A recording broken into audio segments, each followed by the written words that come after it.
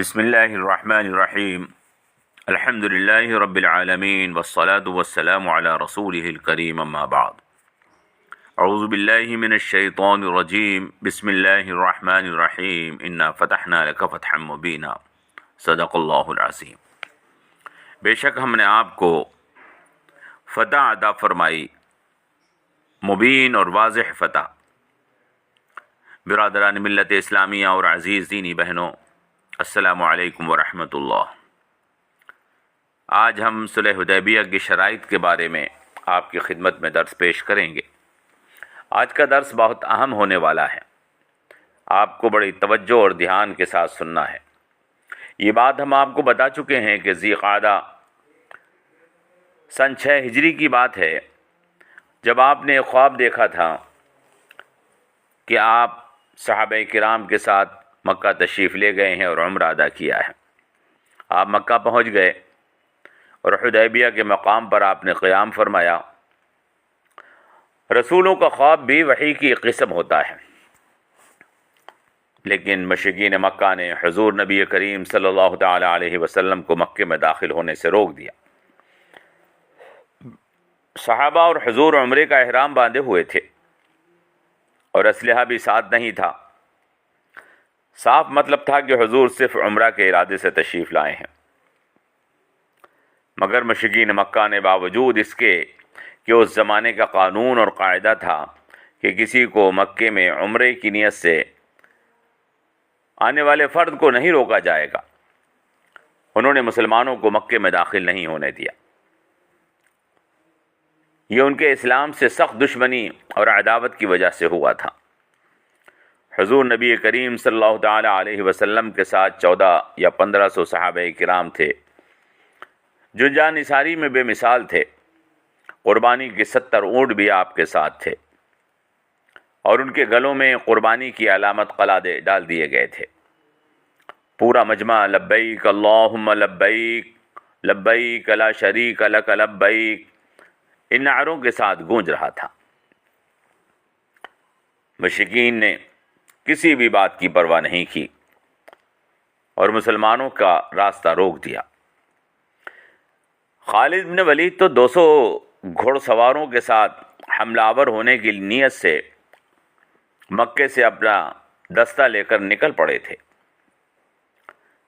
कासिदों को छेड़खानी की जा रही थी, उनको तकलीफ़ पहुंचाई जा रही थी, हत्ता कि हज़रत उस्मान रज़ी अल्लाह तआला अन्हु को मक्के में रोक लिया गया था और ये मशहूर कर दिया गया था कि उनको शहीद कर दिया है।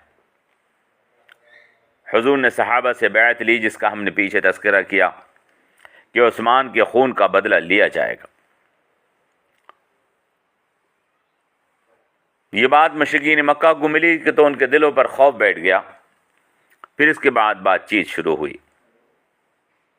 बुदैल बनु खुज़ा के सरदार ने मक्के वालों को जाकर समझाया। कुछ लोगों को मुशरिकीन मक्का ने भी भेजा, उन्होंने भी मुसलमानों की हालत को देखी। उरवा इब्न मसऊद सक़फ़ी आया, हुज़ूर ने उसको सारी बात बता दी और उसने वही बात देखी जो बुदैल ने कही थी। मुसलमानों को बार बार मुश्ताइल करने की कोशिश की गई, मगर हुज़ूर अकरम सल्लल्लाहु तआला अलैहि वसल्लम की सख्त हिदायत थीं और मुसलमान सब्र व तहम्मुल का मुज़ाहरा कर रहे थे। काफिर चाहते थे कि लड़ाई शुरू होने का इल्ज़ाम मुसलमानों पर लगे, ताकि वो कह सकें कि जंग हमने शुरू नहीं की बल्कि हमने अपने बचाव किया है। बिरादरान मिल्लत इस्लामिया, शुरू ज़माने से काफिरों का और शैतानी ताकतों का यही तरीक़ा रहा है कि वो जंग की आग भड़काना चाहते हैं, मुसलमानों को नुकसान पहुंचाना चाहते हैं, उसके लिए तैयारियां रखते हैं, मुसलमानों को इश्तिआल दिलाना चाहते हैं कि जंग का इल्ज़ाम मुसलमानों पर लगा दिया जाए, ताकि प्रोपेगेंडा करने और मुसलमानों को बदनाम करने में उन्हें इससे मदद मिले।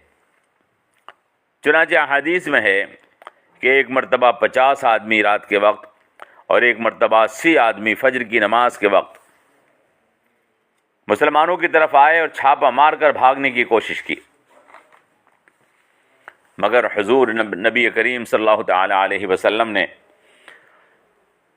مسلمانوں کی حفاظت کا جو انتظام کر رکھا تھا، محافظ دستوں نے ان کو پکڑ لیا اور حضور کی خدمت میں پیش کر دیا۔ حضور نبی کریم صلی اللہ تعالی علیہ وسلم نے ان کو دیکھا، نرمی سے سمجھایا اور واپس کر دیا اور بتا دیا کہ ہم صرف عمرہ کی نیت سے آئے ہیں، جنگ یا لڑائی کا ہمارا کوئی ارادہ نہیں ہے۔ اس طرح ان لوگوں نے مکے جا کر عام لوگوں سے کہا اور وہ بات بتا دی اور خود بھی سمجھ لیا کہ مسلمان جنگ کے ارادے سے نہیں آئے ہیں۔ مشرکین کی چالاکیاں اور ان کی چالیں ناکام ہوتی رہیں، مسلمانوں کو اشتعال دلانے کی کوششیں ناکام ہوتی رہیں، اور ادھر کافروں میں یہ مشہور ہو گیا کہ مسلمان صرف عمرہ کرنے کی نیت سے آئے ہیں اور کسی وجہ سے وہ یہاں پر نہیں آئے۔ اس طرح مشرکوں کے سرداروں کے اوپر دباؤ پڑا، عام لوگوں کی طرف سے دباؤ پڑا اور صلح کی بات چیت پر وہ مجبور ہو گئے۔ یہ بات آپ یاد رکھیں، عام لوگ جنگ اور فساد نہیں چاہتے، وہ فتنہ اور فساد سے بچتے ہیں، بلکہ مشرکوں کے اور شیطانی طاقتوں کے شریر عناصر جھوٹا پروپیگنڈا کر کے جنگ و فساد کی آگ بھڑکانا چاہتے ہیں تاکہ وہ اپنے مذموم مقاصد کو حاصل کر سکیں اور مسلمانوں پر جھوٹے الزام لگا سکیں۔ لیکن جب عام لوگوں پر یہ بات واضح ہو جاتی ہے کہ مسلمان فتنہ اور فساد نہیں چاہتے اور وہ یہ سمجھ لیتے ہیں کہ ان کا مذہب اس کی اجازت نہیں دیتا، تو شریر عناصر ان کی سازشیں ناکام ہو جاتی ہیں اور عام لوگ اسلام سے بدگمانی جو پیدا کرنے کی کوشش کی گئی ہے ان کے دلوں سے دور ہو جاتی ہے۔ یہاں بھی ایسا ہی ہوا تھا اور مشرکین مکہ اپنی سازشوں میں ناکام ہوتے چلے گئے، اس لیے وہ صلح کرنے پر مجبور ہو گئے۔ سہل بن عامر کے ذریعے سے شرائط صلح طے ہونے لگیں، تفصیلی اور طویل گفتگو ہوئی اور یہ شرائط صلح طے ہو گئیں۔ ان شرائط صلح میں یہ طے کیا گیا کہ 10 سال تک جنگ بند رہے گی، کوئی شخص مکے سے مدینہ جائے گا تو اس کو واپس کرنا ہوگا اور کوئی شخص مدینے سے مکے آئے گا تو اس کو واپس نہیں کیا جائے گا۔ عرب کے قبیلوں میں سے جو بھی کسی کا حلیف اور دوست بننا چاہے اس کو اس کی اجازت اور اختیار ہوگا۔ اس سال مسلمان اور محمد صلی اللہ علیہ وسلم واپس چلے جائیں گے اور آئندہ سال عمرے کے لیے آئیں گے اور صرف 3 دن کے لیے مکہ رکیں گے اور پھر واپس چلے جائیں گے۔ ساتھ میں ایک تلوار کے علاوہ ہتھیار نہیں ہوگا اور وہ تلوار بھی میان میں ہوگی۔ ان 3 دنوں میں مشرکین مکے سے باہر چلے جائیں گے۔ شرائط صلح ہونے کے بعد صلح نامہ لکھنے کا کام شروع کیا گیا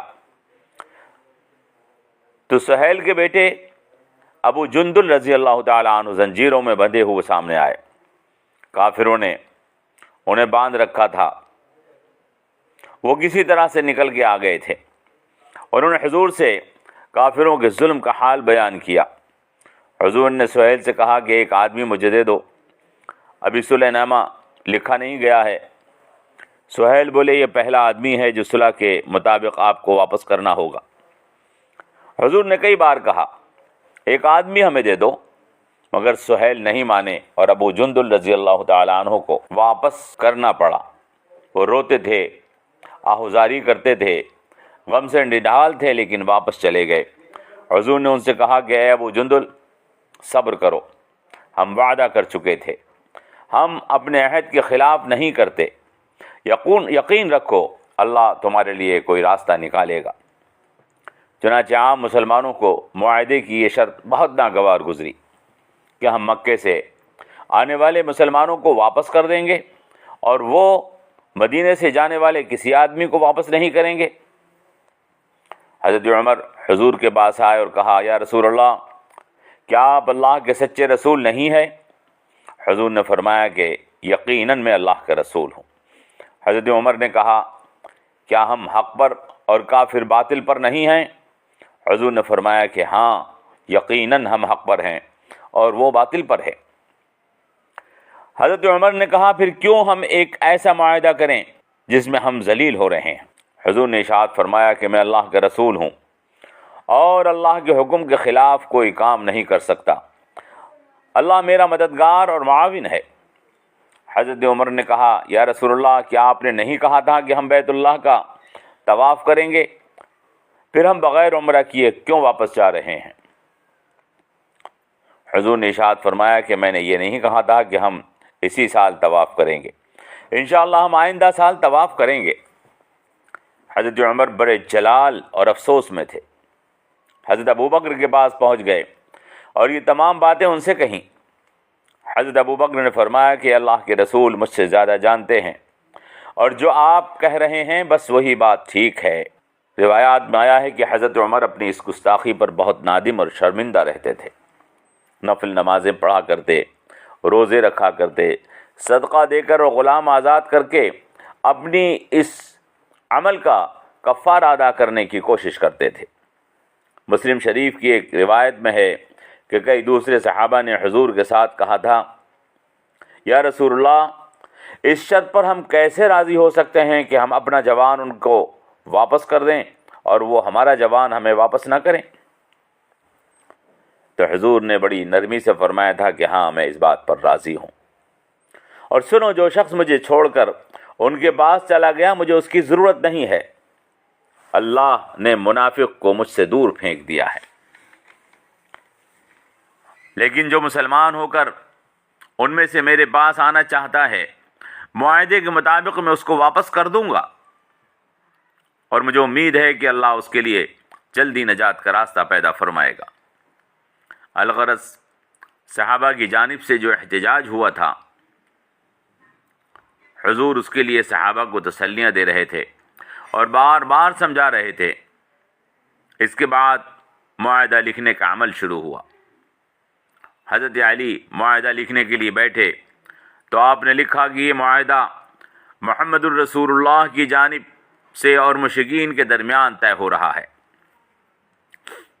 سہیل ابن عمرو نے کہا محمد رسول اللہ نہیں لکھا جائے گا، محمد ابن عبداللہ لکھو۔ اگر ہم محمد کو اللہ کا رسول مانتے تو جھگڑا ہی کس بات کا تھا؟ حضرت علی محمد الرسول اللہ کا لفظ لکھ چکے تھے، انہوں نے رسول اللہ کے لفظ کو مٹانے سے انکار کر دیا اور کہا کہ یہی تو وہ لفظ ہے جس پر ہمارا اور تمہارا جھگڑا ہے، میں ہرگز اس لفظ کو یہاں سے نہیں ہٹاؤں گا۔ حضور نبی کریم صلی اللہ تعالی علیہ وسلم نے کہا علی یقین رکھو میں عبداللہ کا بیٹا ہوں اور میں اللہ کا رسول ہوں، اور یہ دونوں ہی باتیں سچی ہیں۔ علی مجھے بتاؤ رسول اللہ کا لفظ کہاں لکھا ہے، میں اپنی انگلی سے اس کو صاف کیے دیتا ہوں۔ صلح نامہ لکھ دیا گیا۔ مسلمانوں کی طرف سے ابو بکر ابن خطاب، عثمان ابن عفان، علی ابن ابی طالب، عبد الرحمن ابن عوف، سعد ابن ابی وقاص، ابو عبیدہ ابن جراح نے اور محمد ابن مسلمہ رضی اللہ تعالی عنہم نے دستخط کیے۔ مشرکوں کی طرف سے حویتب ابن عبد العزیٰ، مکرز ابن حفص اور کئی دوسرے مشرکوں کے دستخط کیے گئے۔ صلح نامہ کے 2 نسخے تیار ہوئے، ایک مسلمانوں کو دے دیا گیا، دوسرا سہیل بن عمرو کے پاس دے دیا گیا، وہ کافروں کے نمائندہ تھے۔ یہ تفصیل طبقات ابن سعد جلد 2 سے لی گئی ہے۔ اس کے بعد صلح نامہ تحریر ہو گیا اور اس پر عمل کا سلسلہ شروع ہوا۔ پھر کیا ہوا؟ حضور نبی کریم صلی اللہ تعالی علیہ وسلم نے مسلمانوں کو کون سا حکم دیا جس کے اوپر مسلمان عمل کرنے میں پھر ہچکچا رہے تھے؟ وہ پورا کیا واقعہ ہے اور اس کی کیا مصلحتیں ہیں، انشاءاللہ اگلے درس میں آپ کی خدمت میں ہم پیش کریں گے۔ اللہ نے اگر چاہا جمعہ تک انتظار کیجیے اور آگے کے حالات کو جانیے۔ اللہ تبارک و تعالی ہمیں حضور نبی کریم صلی اللہ تعالی علیہ وسلم کی سیرت مبارکہ کو سمجھنے، اس پر عمل کرنے اور اس کو اپنی زندگی کا حصہ بنانے کی توفیق عطا فرمائے۔ والسلام علیکم ورحمۃ اللہ وبرکاتہ۔